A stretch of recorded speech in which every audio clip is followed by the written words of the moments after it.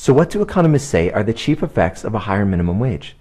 Leading economists have found that, since its creation in 1938, the effects of raising the minimum wage by a small amount, such as $1 or $2, are really not very large. But among the most important effects are, first, price increases. A 2008 study concluded that a 10% U.S. minimum wage increase raises food prices by no more than 4%, and overall prices by no more than 0.4%. A 2012 UC Berkeley study found that raising the minimum wage to $9.80 would raise prices in the retail sector by almost 1%, and by 2.25% in the food service sector over 3 years. This would mean that an average family would pay $12.60 more per year in retail purchases, and $20.36 more per year at restaurants if the minimum wage increased to $9.80 by 2015.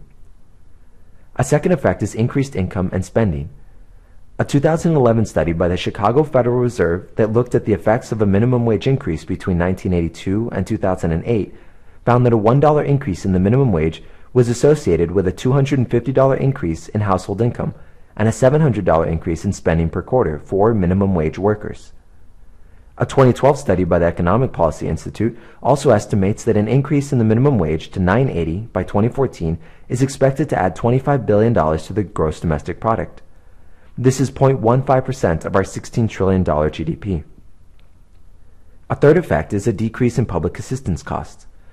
A 2013 UC Berkeley study estimated that the annual cost to taxpayers for enrollment of fast food workers in welfare programs such as food stamps and Medicaid was $7 billion a year. Another study found that welfare enrollment of McDonald's employees alone cost taxpayers $1.2 billion in 2012. A fourth effect is reduced labor turnover. A 2012 UC Berkeley study found that a 10% increase in the minimum wage decreased turnover rates for teens and restaurant workers by 1.9% and 2.6% respectively. In addition, lower turnover rates reduces labor costs. A 2010 study of California businesses found that turnover comprises 8% of labor costs. A fifth effect of increasing the minimum wage is wage compression, which is a delay in wages for other low-paid workers. A 2011 study of fast food restaurants in Alabama and Georgia found that performance-based raises were significantly reduced when the states raised the minimum from $6.55 to $7.25. The raises were delayed not for the highest-paid executives, but for workers making a few dollars an hour more than the minimum wage. This points us to the sixth and final effect of increasing the cost of labor: decreasing profits. A London School of Economics study looked at the reintroduction of the minimum wage in the UK after it was repealed for 3 years. The study found that the reintroduction of the minimum wage decreased profits by 8 to 11%. So what are the trade-offs of a higher minimum wage? For employers, the benefits include decreased turnover.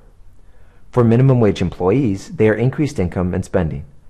And for the general public, it is a decrease in welfare spending and some economic stimulus. For employers, the cost is decreased profits. For the workers who make slightly above the minimum wage, the cost is a delayed pay raise. And for the general public, there are small price increases. As you can see, there is no clear remedy, but these are the studies and data that can help us understand the past results of raising the minimum wage. Please go to our website to see the sources referenced in this video, and feel free to check out our 2 other videos on the minimum wage. Citizen Tools is a nonpartisan resource that provides data-rich facts and analyses about economic, political, and social trade-offs facing the U.S.